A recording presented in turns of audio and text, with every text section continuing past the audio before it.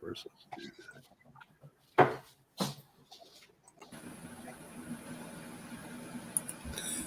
This is a presentation of Northeast Streaming Sports.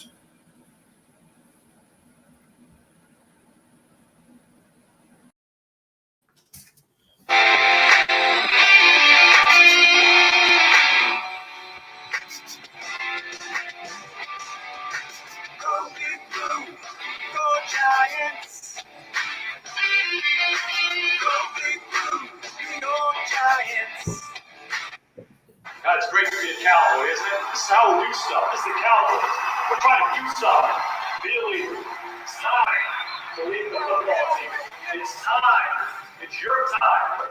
It's our time right now. It's our time right now. It's our time right now. He was a Giant, and he was a Cowboy. Now these two former rivals have joined forces to bring you the most insightful, perceptive, and controversial sports talk podcast in America. Former Dallas Cowboys defensive end Jim Jeffcoat locks horns with former New York Giants wide receiver Byron Williams. And now, here's Byron Williams and Jim Jeffcoat.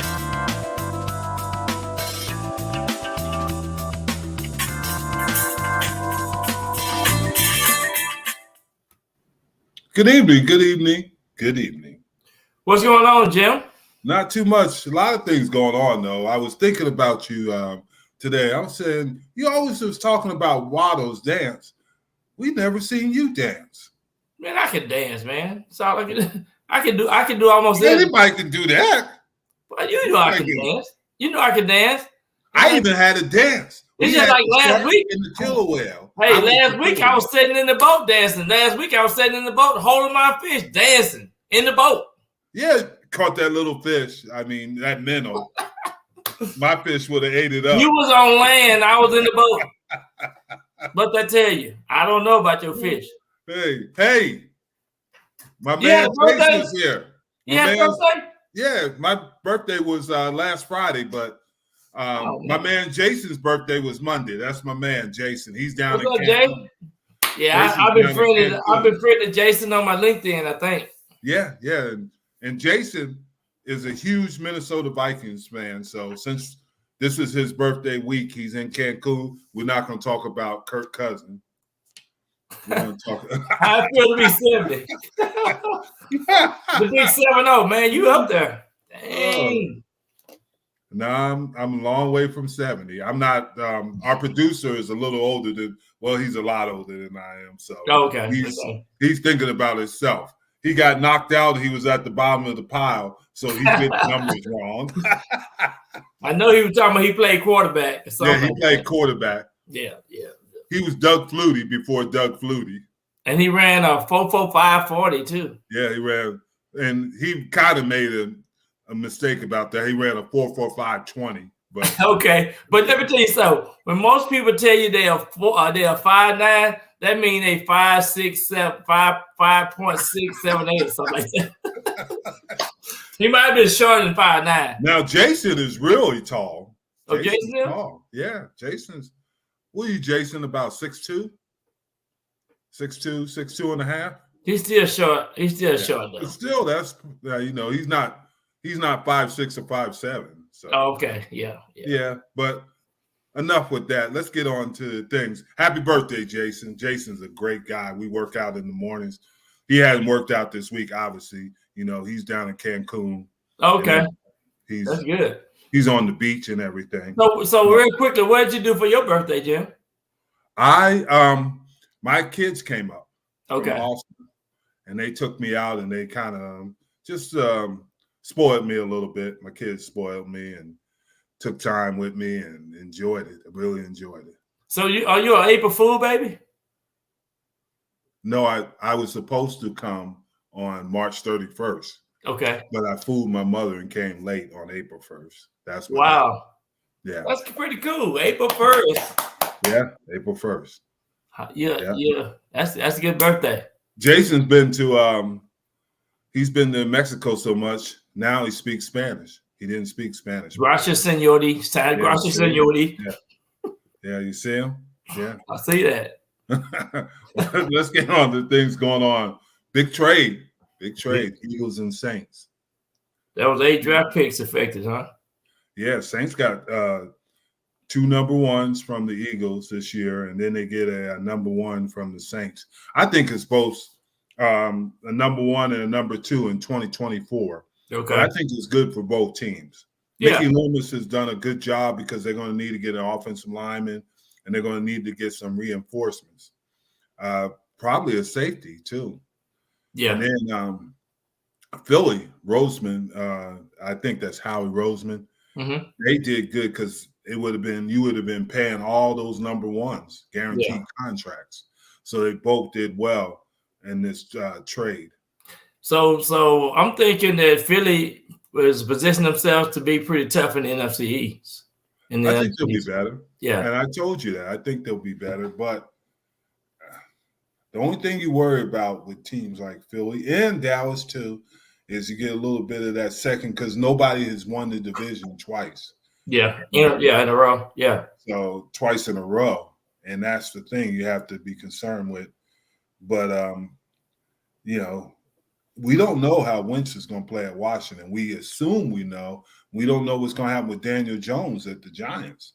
Absolutely. There's some big question marks out there. And then if Saquon Barkley is healthy, obviously you're going to see a different team with a running game. I think the Giants are going to surprise people this year. I said that last year, but I really do believe if they can stay healthy, they can surprise people. The only thing you worry about them was their receiving core.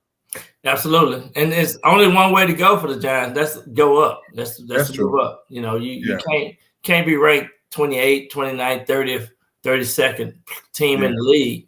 That just don't sit well. Somebody you got to produce. Yeah, but back to the Saints and the Eagles. Yeah, I think it was beneficial. It was a good trade for both teams because both of them had needs, and they needed to get these. The Saints needed these picks. The Eagles probably need more veteran players in certain positions. Yeah. Yeah, no, I think with the first year coach going down to the Saints, we'll see how he can handle the situation with the trades and the picks. And of course, the Saints got a great defense though. They play lights out defense. Yeah, and they lost Dennis Allen. I mean, excuse me, not Dennis Allen. They lost the safety. He retired. Yeah. They picked up some people. They picked up Andy Dalton, and Dennis Allen has coached. Hopefully, he's learned from his last coaching stint at the Raiders. Yeah, and hopefully he's improved. And you do. For the most part, most people do improve. Right. And the second time around, Bill Belichick is a prime example. Yeah, he went to Cleveland. Yeah, he went to Cleveland to New England. And I'm not saying that Dennis is going to win a Super Bowl, but I'm sure he'll get better. Even the next guy we're going to talk about is Pete Carroll. Yeah. He had some issues at the Jets and New England, but finally he figured it out after being in college. So Pete Carroll, what did he do? Was he calling out his owner or something? Yeah. Real quick, before we go to that, Mayfield going to Seattle, Houston, or Carolina. Mayfield is going to the USFL or the XFL. That's where Mayfield is going. I think a good fit. I think a good fit for him would be Houston, though. That wouldn't be a bad. I would say that, but they're going to ride with Davis Mills this year. Okay. I think it would because Houston had the opportunity to get him in that trade, and they didn't take him. Yeah. But I agree with you there. But there's something going on in the what we don't know because you know how little things in the background, like I told you before on Mayfield, is that nobody on his team backed him up. I mean, they got Myles Garrett, they got a lot of players, Jarvis Landry, but nobody came to his defense. Yeah, and inside that locker room is a little different than on the practice field. You got to be a type of player that everybody can use resources from, get leadership from, and especially if you're the quarterback, you're the leader of the team, and you got to have that intangible component, meaning that players can always come to you and ask you something, and you can direct them and help them navigate through life. So that's part of what your job is. Yeah, and it's not. A lot of people think that it's just natural when you're a quarterback. but you have to have some of that leadership. Yeah. You have to learn how to work that leadership.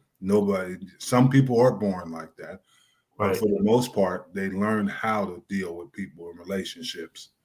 Well, one of the things, you can't be selfish. You got to be open-minded.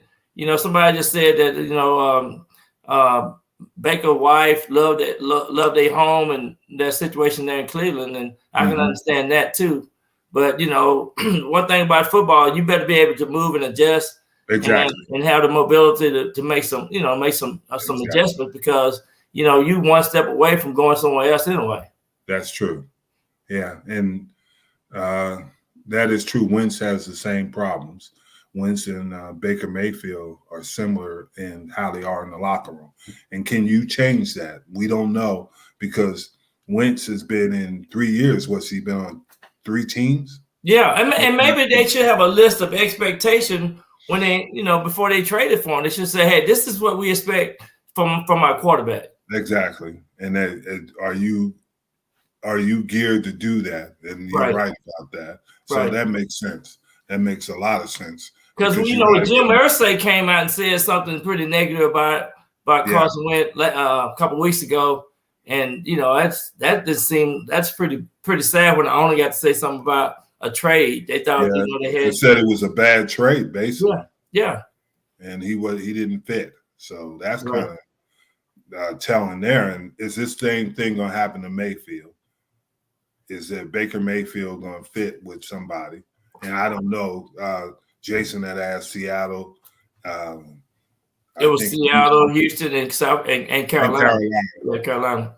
But they all right now. I would doubt if it's Carolina, because Matt Rule's that Tepper guy is very impatient. Yep, he's causing all kind of issues down there. They were supposed to build a facility in Rock Hill down in South Carolina. It's on the North Carolina border. And he pulled out of it, and they're all the senators are all mad at him and stuff, and saying that he's a phony and everything. I mean, this guy is different. So I don't know how much patience he's gonna have with Rule.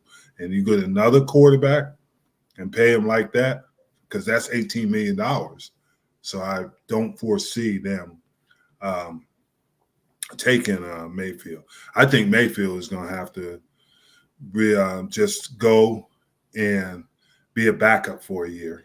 Yeah. And let everything die down. And then just like Trubisky, he get an opportunity to possibly be a starter again. Right. So Pete Carroll, he still have a situation with Colin Kaepernick. He wanted to sign him, or he wanted on the team. What's the situation with that? He had the opportunity to sign him. And he's always talking about this and that. And then what happened was, and you had mentioned this earlier, that he was at the owners' meetings. All the coaches go to the owners' meeting. And he went there and he was complaining about minority hiring. But Pete Carroll is not the guy who should be saying that. And that's just my opinion. Yeah. Pete Carroll has hired 2 of his sons, and they say, well, I hired 2 minority defensive coordinators. Well, Pete Carroll calls the defenses. They don't call it. And I know that for a fact. Yeah. Because one of my best friends was one of his defensive coordinators. Yeah, I remember. He calls it. And then he's going to let them take the brunt of the thing. So this is the guy that now is going to sit up there and say these things. Yeah, I remember you telling me the inside on that story when your friend you and him was talking about the situation up there in Seattle. Yeah, so he's not the one who should be saying that. He is the guy that, I mean, he hasn't done anything. He's just talking, really. He could if he's so worried about Kaepernick, he could go and get him now. He could have got him yesterday. So what's his? Yeah, he could have been that guy. If that's the case. Yeah. So that's just being honest with you. I think he's somewhat of a phony to me. Okay. I mean, he's won championships. Don't get me wrong, but they did have the Legion of Doom, and they had some really good players. And as those players, like everything else, and we've seen it in professional football on teams, they age. Yeah. And another thing with Pete Carroll, he's probably one of the oldest coaches in the league now. So yeah, I think him and Belichick are the oldest. Yeah. I think him and Belichick. And I could be wrong, but I think they're both. Yeah, they're 70. They're around that 70 mark. But that's not to say that you can't do that. Marv Levy was pretty good in his 70s. Yeah, I'm not saying, I'm not saying that he's too old to coach. I'm just saying that he's up there, and his days are numbered in so many ways. Yeah. And there's that's the thing about it and he didn't. I don't think they matched it because I think Pete Carroll is just talking. Yeah, just trying to keep his name out there just in case. Well, they don't have they ain't much to talk about in Seattle right now besides DK Metcalf. Maybe they're just trying to create some news to talk. Yeah, and they were talking about they're possibly going to try to trade DK Metcalf. Yeah, I saw that. He is a talent, but it's going to be interesting because he's that Terrell Owens size receiver. Exactly. And Terrell Owens, he's 48. Terrell said he wanted to come back and try out in the NFL. Well, he's playing. Yeah, he's playing. Johnny Manziel is his quarterback in that fan control league. Okay. So he's 48 years old. Yeah, he's 48. Yeah. 48. Yeah. And him and our producer, they might run a 40 and see who can run the fastest. Man, our producer run a 4.45. So he'll beat T.O. T.O. probably run a 4.65. I remember watching T.O. We were playing him.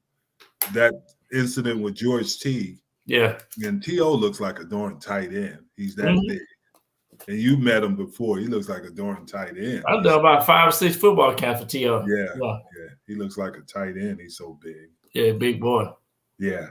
But there's a lot of things going on. They just had passed the thing with the coaches of color. Now you got to have them on the offensive side of the ball. Yeah. But what they basically do is they follow the head coach. And why they decide to do it on the offensive side? Why not defensive side as well? That is interesting. I don't know why that is. I don't have an answer for that. Wow. But what do you think about the rule? I don't too much like the rule because now like we talked about this last week. The head coach got so many responsibilities. Why add something like this? This is nonsense to me. I don't see it. I don't see it being something that they're gonna be able to manage. Or see something that this can be something that impacted, because I don't see just having somebody running around following the head coach, and you talking about minority, and you talking about running offensive plays and different sets. I mean, it's different when you got a certain select of coaches doing certain things, but yeah, I don't see in this being something that you're gonna make a head coach do. It's not. Exactly. I don't see it happening. Now, my next question, and I don't want to sound chauvinist, but I don't think it's fair to the women either. And you talk about the men, you have to have a woman on your staff too now. But what is she going to do? Maybe she does, but you put her on the offensive side. Now, it might happen because everything happened in our lifetime, but will you see a woman as a head coach in the NFL? I think it's coming. Because the way the game have moved in the last 5 years, I mean, got more women doing a lot of football type stuff, involvement. So I'm thinking that it's gonna eventually be kind of like there was almost a head coach in the NBA, a woman head coach. So yeah, but she was. I mean, here's the thing that I look at is, will she be able to understand some of the things from, and you talked about the NBA. Well, there's the WNBA. Right. There's semi-pro women's leagues, but there's no pro women's leagues. So it's a little bit different from that standpoint. And that's not being chauvinist. That's being realistic. Well, this past year they had the young lady kicking the field goal. Yeah, in the Vanderbilt. Yeah, for Vanderbilt. And so I still think they got a long way to go. I still think there's places for them to play, competing against each other. But I don't know. You can't you can't mix the sports with female and male. I think you got to keep it the way it is. But maybe you can have certain positions, certain jobs that they can come in and be a part of. So yeah, she kicked out for 10 yards. Yeah, I remember. I'm not saying that as a negative, but that's the real. But you put on there, and there's women that should be. There's actually Tampa Bay Buccaneers. Their assistant to the D-line coach is a woman, and she's really good. And that's not the point I'm making. The point is it's going to be difficult for him to be a head coach. I mean, and it might happen in our lifetime, but I think it's going to be a little, because it's difficult for anybody to be a head coach. Because then you don't coach a position, you coach a team. Right. That's different. Right. And you coach talent, and it's all about talent. Exactly. And it's all about you and being able to coach, the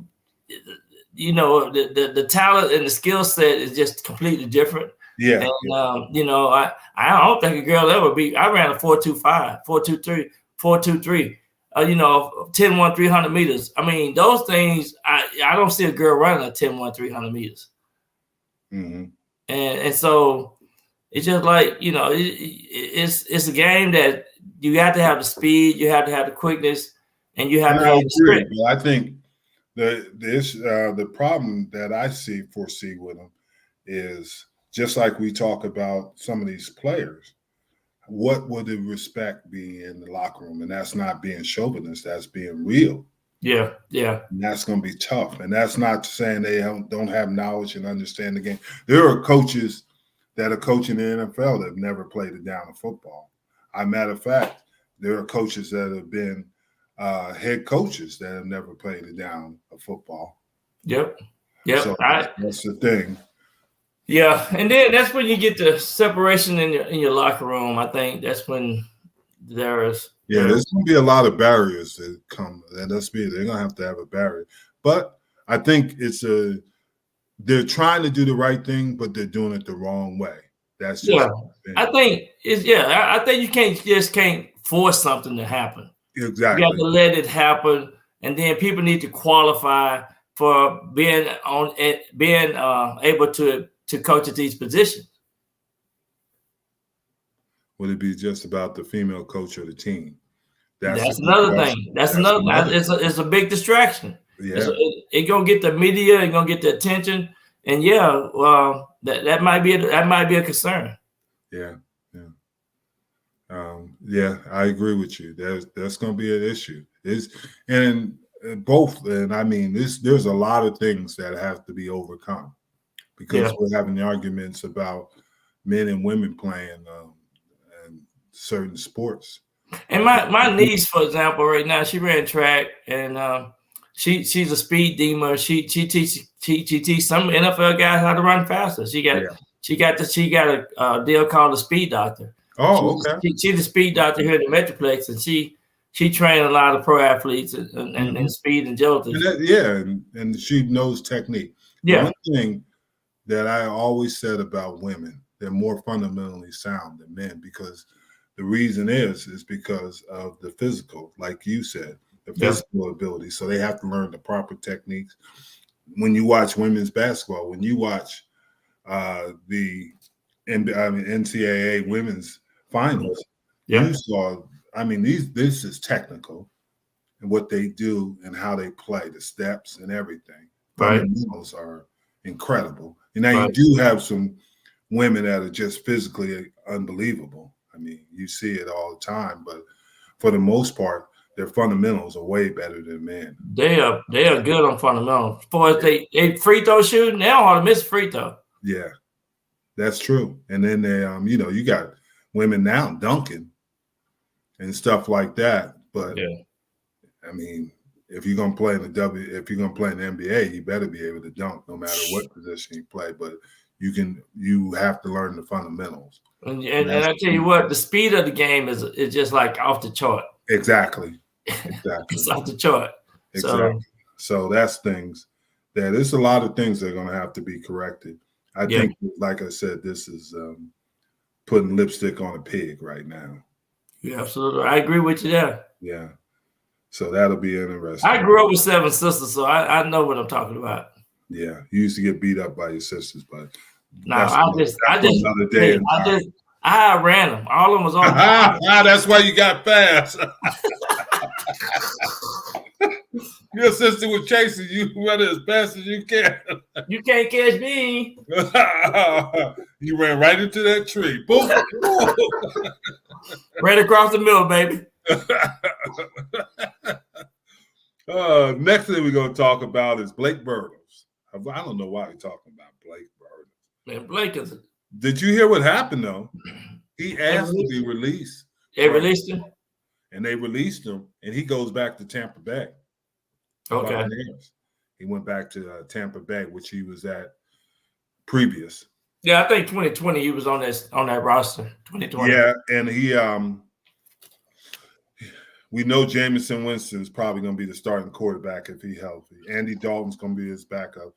Taysom Hill, they moved to tight end, which I think he could be an outstanding tight end. He is. They can use him. Taysom Hill is he's darn near as old as I am.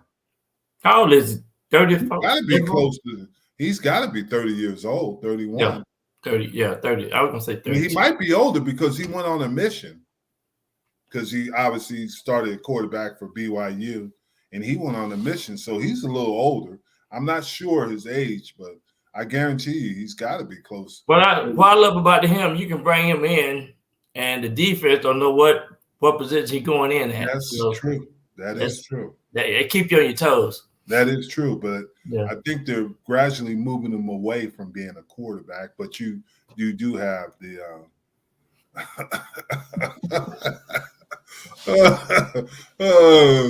we might have to cut the producer off. He's been drinking or something.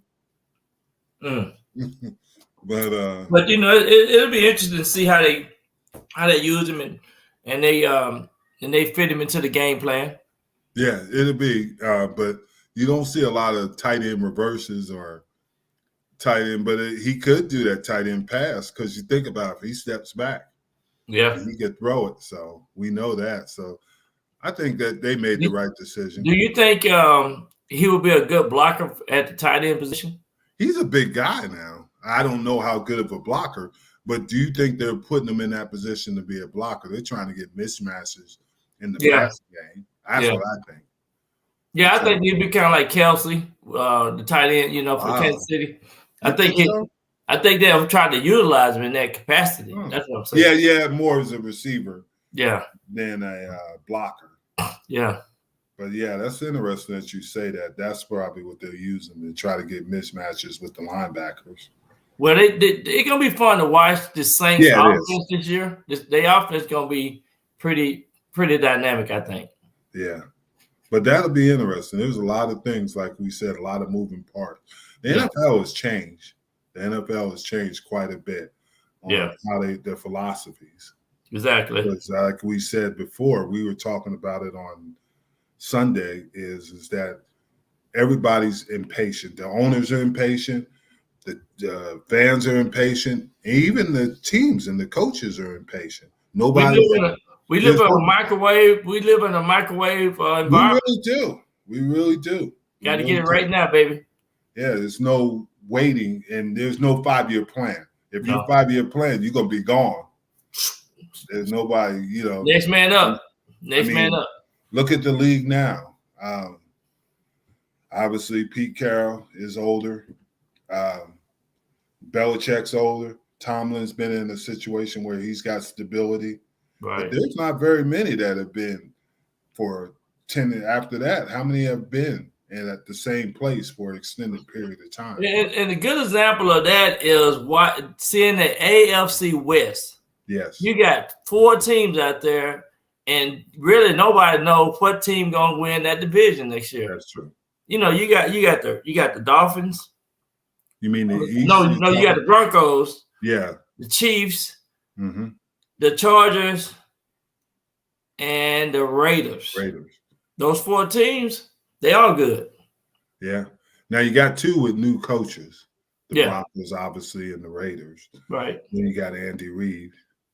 And then you got, obviously, you have the coach for the Chargers. So right. Staley, Brandon Staley. Yeah. So it's going to be interesting there. That's going to be a competitive division. But I never underestimate Andy Reid. And plus, you can say what you want, but he's still got the best quarterback in that division. Well, he got the best quarterback, but their offense is going to be a little bit more control. I don't think they're going to have that. They ain't going to be able to throw that field away, spread that field away without that little number 10. See, I disagree. I think they're gonna get people because they don't have anybody like Tyreek Hill. That's what I'm saying. Tyreek Hill, he's a difference maker. But they got Hardman. They got some receivers. But when Tyreek Hill, Josh Gordon away from trouble, Josh Gordon can help him. When Tyreek Hill was out, man, that offense couldn't hardly do nothing. They couldn't do nothing. And you might be right. Now they'll be able to run the ball better with Ronald Jones because they got Ronald Jones. We'll see, but I think they will. Okay. And it is going to be speed on that offense. So we'll see. Yeah, we'll see. Yeah, it's going to be interesting to watch. Yeah. So let's talk. Let's keep moving on. Patriots. And I think this is a good trade for the Patriots. Devontae Parker. Yeah. I think that's an excellent trade because that gives you a solid receiver. The Cowboys were trying to trade for him too. Yeah. Yeah. He's got him for a 3rd round pick. Yeah, they got a 3rd round pick and a 5th round pick. And a 5th round. 20, for 2020. Yeah. So they get a 3rd round pick in 2023. Yeah, this year they get a 5th round pick for him, and next year they get a 3rd round pick. I think he was a good player. He's productive. Yeah. He's a hard worker. You never hear any issues. He never complained about it. He handled it like a professional. But he'll fit in with the Patriots. He gonna definitely fit in with the Patriots. Yeah, and he did a good job. And that's how you get things done.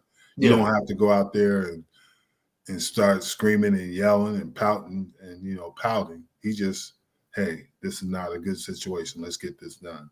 Well, one of the things about Devontae Parker is you bring in a receiver that's reliable, that you can continue to have consistency in, and he gonna move the ball. He gonna work with the quarterback.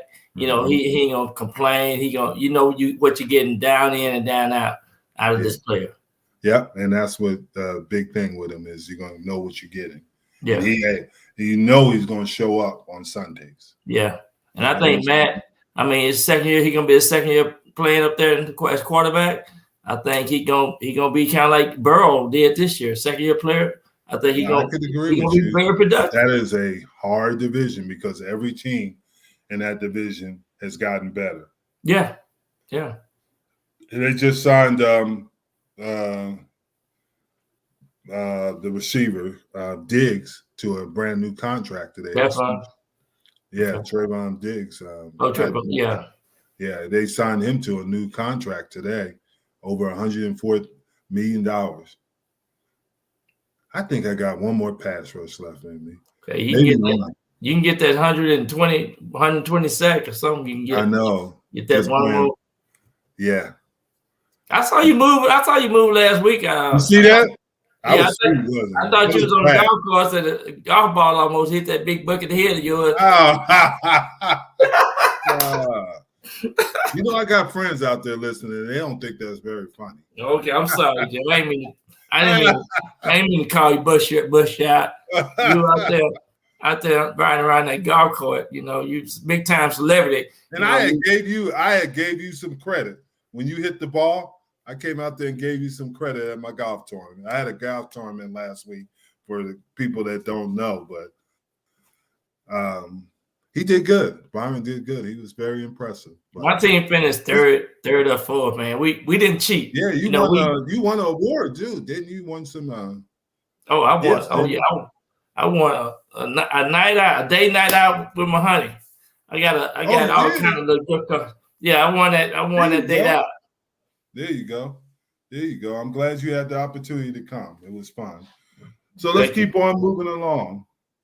The Eagles owner, Jeffrey Lurie, said that they're committed to Hurts. Jalen. And he's excited when he comes. I like Jalen Hurts. I know he doesn't fit the prototype. But there's things that I like about him. First of all, I've told people this. He's a coach's son. He understands the pressure of being a player and what the coaches need from him, because his dad is a very successful coach. I used to recruit there. I took a couple players out there out of Challengeview High School down in Houston. Right. And he is just a gamer. He's never going to look pretty. He's not going to throw the ball 100 yards in the air. Let's be realistic. Mm-hmm. There's a lot of quarterbacks that have won championships that weren't the greatest. I mean, Trent Defford or whatever. Trent Defford, yeah. I mean, Flacco. So you see it all the time. It's just what do you surround that player with? Right. And that's what they're going to have to do with him and Jalen Hurts. Well, I'll tell you this: their receiving crew improved tremendously this past year. Yeah, they did. So now they keep the running back out. The Sanders, they keep little things like that. Get that tight end back in there. They'll be okay. Right. They'll definitely be okay. Yeah. So and I think that's good too, and to have confidence from the owner of the team, and start off with good news in the off season. Now you get your OTAs, get that time in, get your timing in, a little here, a little there. I think if they can stay healthy, the Eagles gonna be flying pretty high. Yeah, and they also said something interesting. They'll always regret not taking Russell Wilson in the draft. Yeah, they did say that. Yeah, and obviously Jalen Hurts is not Russell Wilson, and we know that. But I think he can be an effective quarterback. I think he can be effective, and I think he can help them. They got to be the odds-on favorite to win the NFC East this year. Well, they're gonna be. They definitely gonna be up there with the Cowboys talking, and it's gonna be interesting just to see. Yeah. Speaking of the Cowboys, a lot of current players came out. Emmitt Smith, Michael Irvin, and Deion Sanders came out, and they were saying basically what we've been talking about all year. See, the thing what people don't understand about professional football, it's not always the most talented team. You got to have talent. We all know that. Yeah. But it's teamwork and working together. It's just like we said last year, the Cowboys were above every team with their talent in the NFC East. But the reason, and they won the NFC East, but when they went out of their division and they had to play other teams, the things that they weren't good at, penalties. Right. They killed themselves against the better teams. Yeah. It's kind of like when they played Arizona down here in Dallas, they lost that game. When they played the 49ers in the playoff, they lost that game. It's kind of like mixing water with oil. Some things don't mix. Yeah. And that chemistry. So I guess Emmitt and Michael Irvin and Deion was talking about that, for the chemistry of the team. Yeah.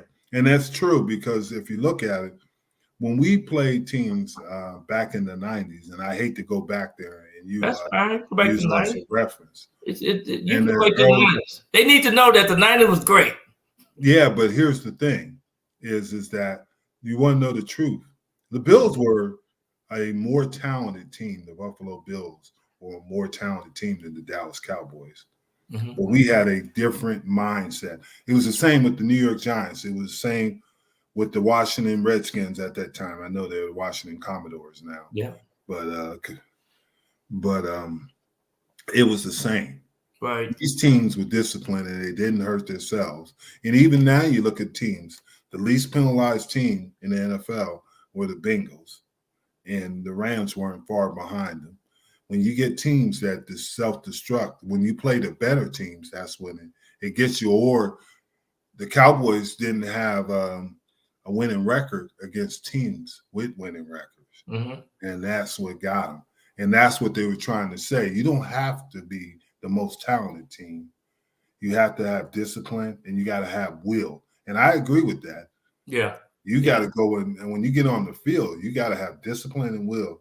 And they just let them get away with stuff. Yeah. And that's to the player. But as a head coach, as a coaching staff, you also have to have to make sure and be accountable for that. I'll never forget when I was coaching, a coach told me this because I was complaining about a player not doing them. He said, you're either coaching it or allowing it. Yeah. And if you're allowing it, that's what's going to happen. That's true. And that's the thing is you have to realize is that you can't allow these things. You have to, and you don't have to yell and beat the player down. You might point aside, hey, do you want the opportunity to stay at the professional level? You have to I'm going to say this. Michael Irvin was kind of upset by them trading Cooper away. And I know he didn't like that. He thought that was a bad move. But he also said something about the passion that these players have. Some of these players don't have the passion that he thought they should be having. And it's a reflection of how they play the game.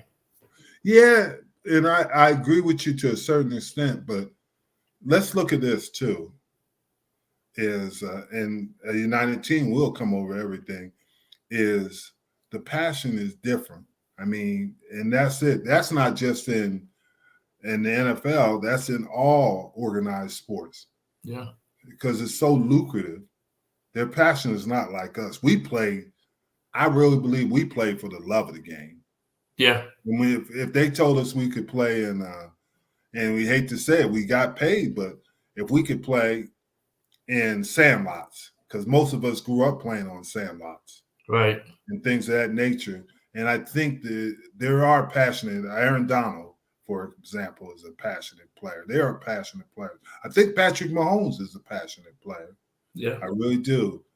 But it's not like it used to be. Teams were passionate about winning. It hurt them. I mean, that's what I don't see anymore. I don't know how much it hurts them to lose. Well, what I'm going to ask you, so Emmitt Smith said it's 10% physical, 90% mental.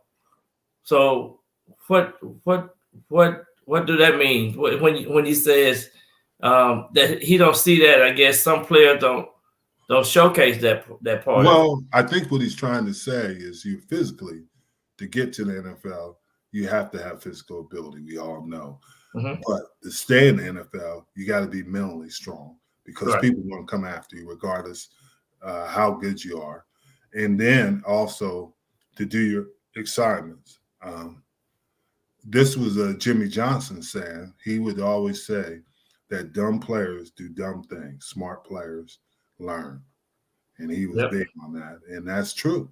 Yeah. And I know that's harsh, but that's the reality of it.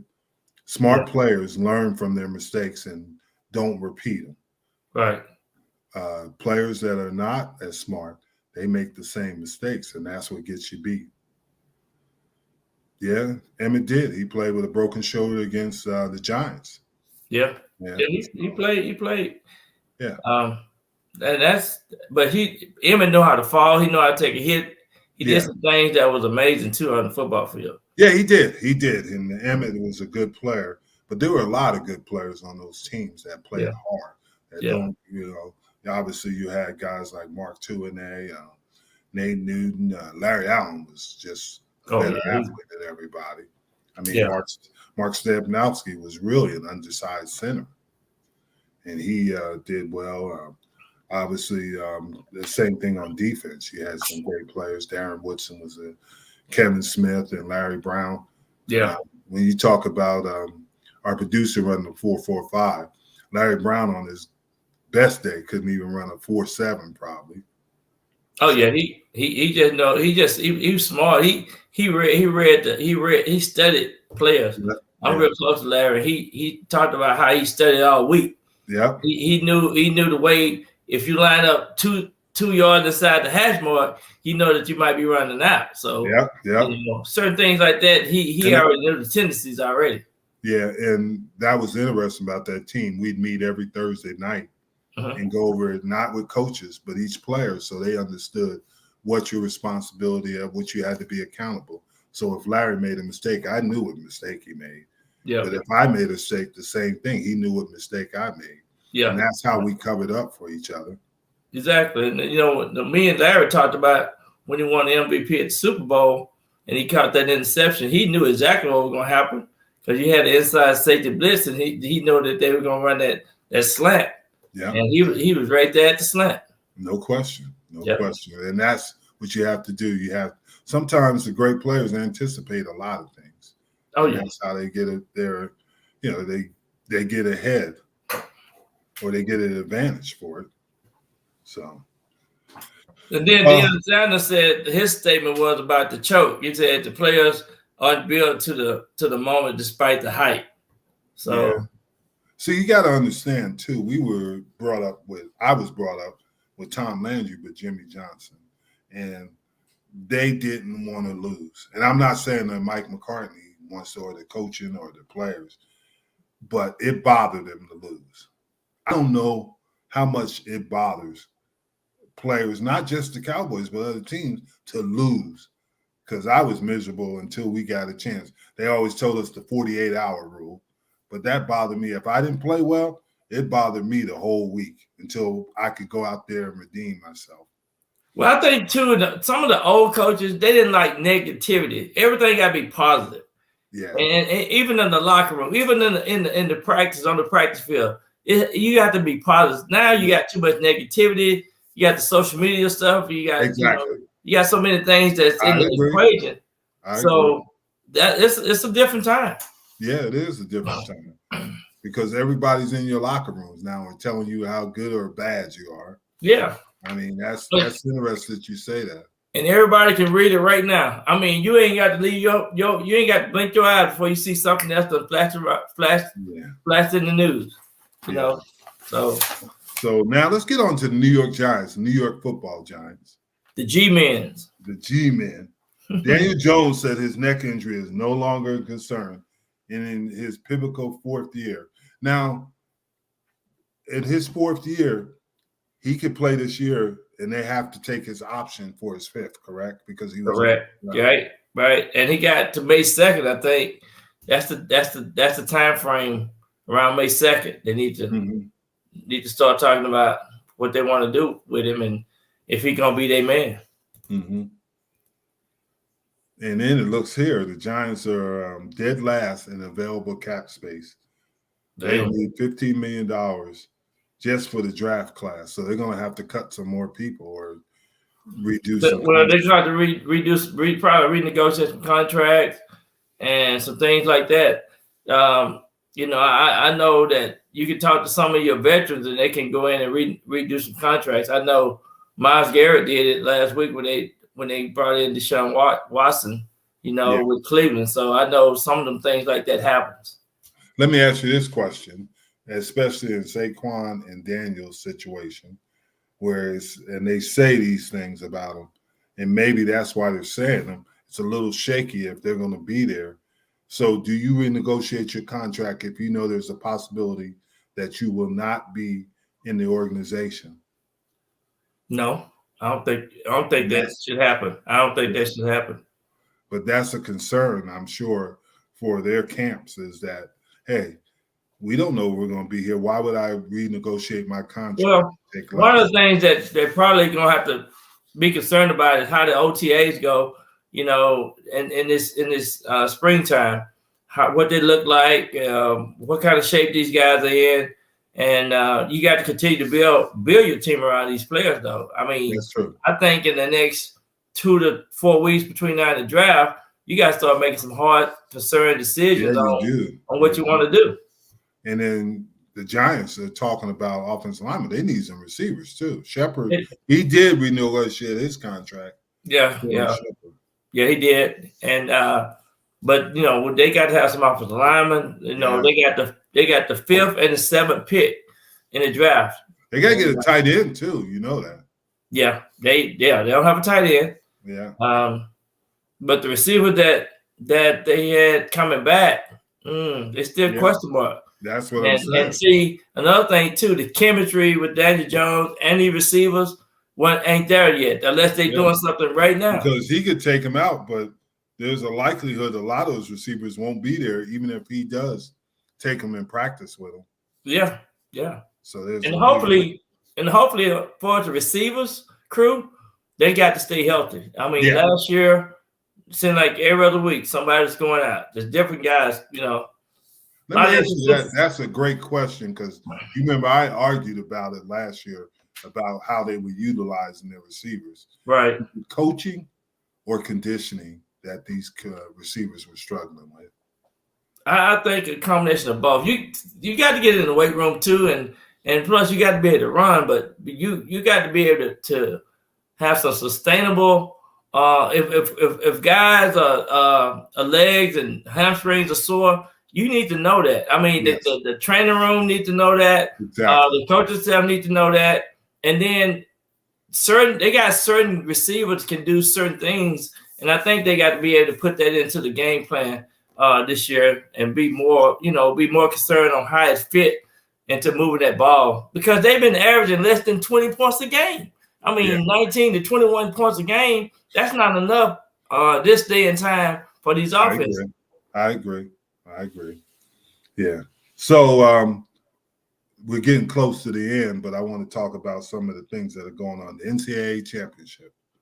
We know that Kansas played North Carolina. They came back to beat them. It's the largest deflect that a deficit, and they were 16 down, and they came. It's never happened. They were 16 points down. Yeah, right. And beat North Carolina. I thought that I'm not a Kansas fan, but I have mentioned that Kansas is a physical team.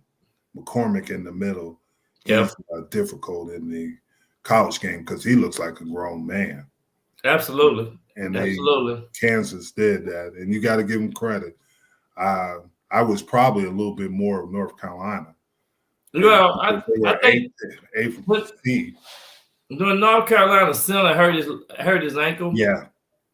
I think that was like that kind of took the weird out of him right there. Yeah, I think that's what happened because they didn't have a matchup for McCormick. Right. And then they put the transfer from Oklahoma in there, and McCormick just looked at him and laughed. I mean, he wasn't big enough or strong enough, and you needed somebody strong. But here's an interesting thing is that I don't know if you realize Kansas has level 5 penalties, violations, so they could lose this. They could lose this championship. I didn't know that. Yeah, they got some violations with their coaching staff and recruiting players.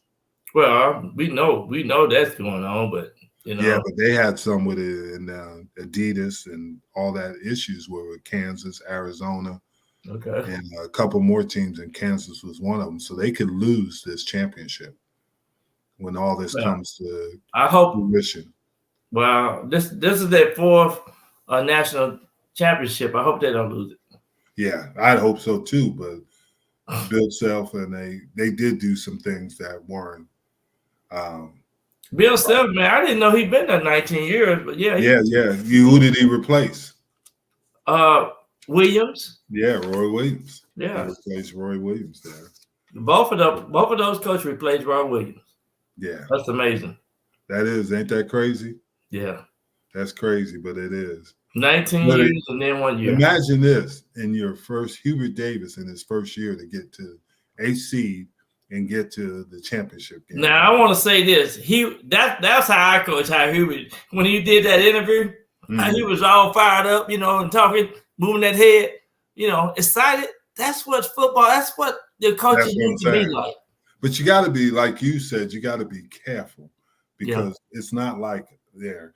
Because even when you talk to players these days, when I coach in the NFL and the other pro leagues that I've coached in, it's different because they don't hear you like they used to.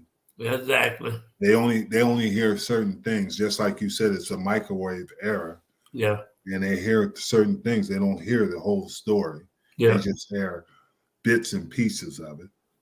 It's even when you teach them, instead of I did drills, but in the classroom, I'd walk them through things because a smart coach told me that. He said that if they're messing up, they don't understand it. Why not take the time in the classroom and walk them through it so they do it? And I don't just do it with one group. I used to do it with every group so they can walk through it, and that at least gives them a chance. Yeah. Another thing too, what do you think about guys out there warm up with the headsets on? I don't like it. Okay. I was curious to see what but it's different now. Focus. It's funny because before a game, you remember how quiet it used to be in our locker room. Yeah. They're blaring music. Oh, yeah. It's like a party. Shoot, it's like they're in the club. Well, one of the things that I found out over the course of the last 5 to 6 years, even my football camp, we bring out the sound system, and it's about the bass and the beat. These kids now they just can perform more with the beats and the bass. Even at practice, a lot of high school football coaches down here in Texas, they have music out there on the side. Yeah, we had music at our practices. Yeah, so it's a whole different. It's a whole different deal. I mean, it'd be going. I'm like, how can you focus? But that's because we grew up in a different era. Right. But you're right. They do it, and they want everybody. But this is what always bothered me. I don't mind if you listen to your music with your headphones on, but everybody in the locker room might have a different taste. There's going to be obviously some country. There's going to be some rap. There might be R&B. So I made them put their headphones on. I made them put their headphones in. You can listen to whatever you want. That's not what I'm saying. But everybody has different tastes. So. Yeah, I guess everybody got their own pregame ritual that they like, and to each his own.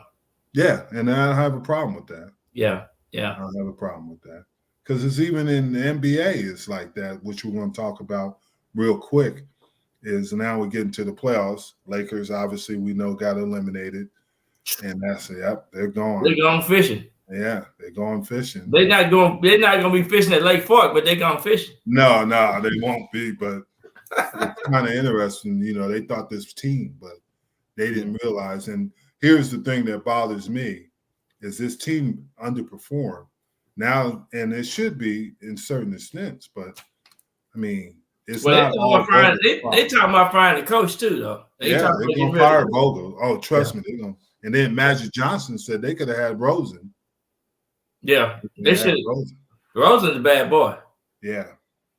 I think he hit 30-something points last night. DeMar Rosen against the Bucks.